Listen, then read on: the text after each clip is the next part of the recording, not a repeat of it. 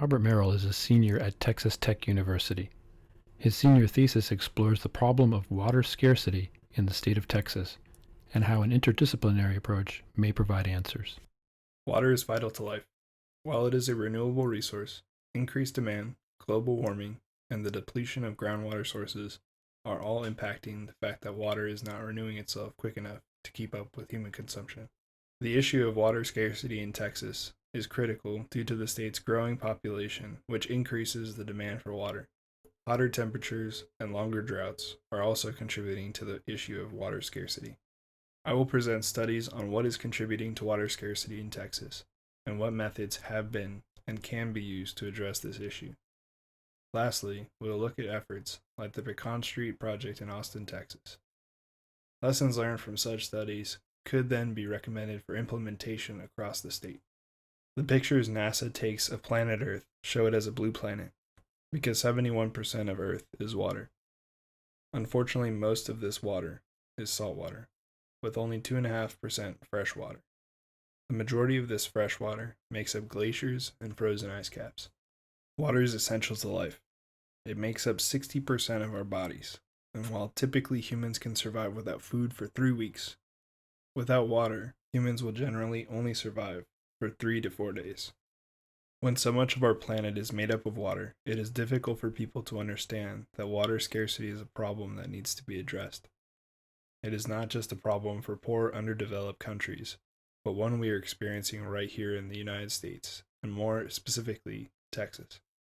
In order to sustain its economy while still luring new businesses to Texas, the problem of water scarcity needs to be addressed.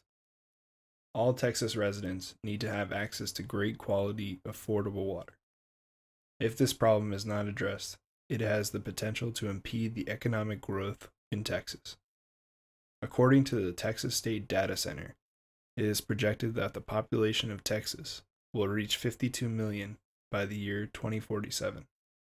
As the population grows and water consumption in Texas outpaces its replenishment, the problem of water scarcity will be graver if significant steps are not taken to remedy it. Water in Texas comes from underground and above ground sources. The underground sources are mainly aquifers, while the above ground sources are rivers, lakes, and reservoirs. In Texas, climate projections suggest that the state will experience more extreme temperatures and that the human demand for water will cause extensive reductions in 3 important sources of fresh water: the state's aquifer storages, the flow of rivers, and inflows to bays and estuaries. According to the Texas Water Development Board, water from aquifers or groundwater provides over 55% of the state's water supply. As demand on Texas's limited water resource continues to grow, Texas must ensure that its groundwater resources are managed carefully. Water conservation is top of mind when rivers and lakes are depleted, but it is more difficult to draw attention to the problem when the water source being depleted is an underground, not easily visible source like an aquifer. Planning for both human and environmental water sustainability under climate change is challenging due to the combination of uncertain future water availability, high costs of new infrastructure or policy interventions, and the potentially dire consequences of underallocating water for societal or environmental needs. The state of Texas covers 23 aquifers, 7 major and 16 minor aquifers that underlie approximately 3/4 of the state. The Ugalala Aquifer accounts for about 90% of the water in all of Texas aquifers. It is challenging for policymakers to manage water usage when they are faced with challenges such as volume fluctuations due to overuse, global warming, and meeting needs of projected future demand due to population growth. A water supply shortage occurs when water produced for available sources is not expected to meet projected demands. An example of a water management policy that can be used to conserve water is irrigation scheduling. Through irrigation scheduling, irrigation is managed according to crop requirements, meteorological, and field conditions. It allows for profitable agricultural production and conservation of water resources. The state water plan is based on historical data and patterns of drought. This type of water plan, however, does not take into consideration potential declines in water supply related to future climate change. As future Texas water plans are constructed, it would be beneficial to be more forward looking in an effort to have a more effective plan. San Antonio and Austin's efforts to protect the Edwards Aquifer should be emulated by other cities dependent on the water from their aquifer. The cities have purchased land over the aquifer recharge zones and restricted development over the aquifer to ensure that the recharge of the aquifer is not impacted by overdevelopment. In addition, there are restrictions to the type of development allowed in an effort to minimize pollution. Water is essential for the Texas agriculture sector. According to the American Farm Bureau Federation, the top 5 agricultural exports from Texas are cotton, beef, other plant products, dairy products, and grain feeds. The panhandle of Texas's agricultural production accounts for over 90% of the total water use in Texas. Yet according to Statista, the agriculture, forestry, fishing, and hunting industry in Texas accounts for $10.52 billion of the real value added to Texas GDP. Improved water management efforts in Texas agriculture would help with its bleak water outlook. According to the EPA, the average American family uses more than 300 gallons of water daily. The largest drain of household water is used to flush toilets and to take showers or baths. Residential water conservation is often the cheapest of the water conservation means, and yet one that is often overlooked. Tackling water scarcity through the lens of natural and applied sciences and social sciences will help find solutions to ensure future Texan generations have the water they need to survive. Interdisciplinary nature. Natural science and applied science discipline, the branch this will focus on, are architecture and geology. Within the social science discipline, the focus is on law and political science.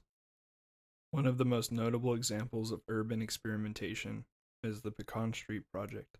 The Pecan Street Project may be the nation's most comprehensive effort to redesign the electric utility system, going beyond the implementation of just a smart grid by changing the source of the electricity as well as the way it is developed. A number of experimental projects are trialing new contracts and pricing structures to persuade citizens to act as prosumers, implying producer and consumer, generating their own energy on site and selling excess back to the wider grid. Water is essential for the Texas agriculture sector. According to the American Farm Bureau Federation, the top 5 agricultural exports from Texas are cotton, beef, other plant products, dairy products, and grain feeds. In Texas, climate projections suggest the state will experience more extreme temperatures and that the humid demand for water will cause extensive reductions in 3 important sources of fresh water: the state's aquifer storages, the agriculture, forestry, fishing, and hunting industry in Texas accounts for $10.52 billion of the real value added to Texas GDP.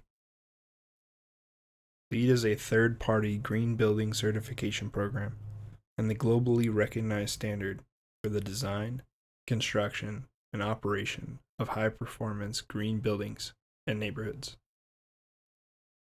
The rating system approach focuses on efficiency and leadership to deliver the triple bottom line returns of people, planet, and profit. The LEED certification program has been a factor in architecture since 2007. LEED certified green homes use less energy and fewer resources and are healthier for their residents. A home can earn up to 136 points. 45 to 59 points is known as a LEED certified home. 60 to 74 earns silver certification. 75 to 89 points earns gold certification. A group of researchers and specialists of the Texas A&M University system teamed up with Arlington Water Utilities to install advanced metering infrastructure, AMI, at consumers' homes. In addition, the project team developed a user-friendly web portal that allows users to see their individual household's daily water use and projected.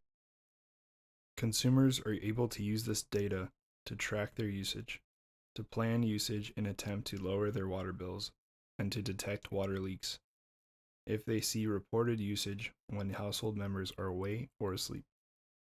Information like that provided by the AMI application educates consumers, and while their actions to alter their water consumption patterns may be purely economically motivated, the end result is water conservation.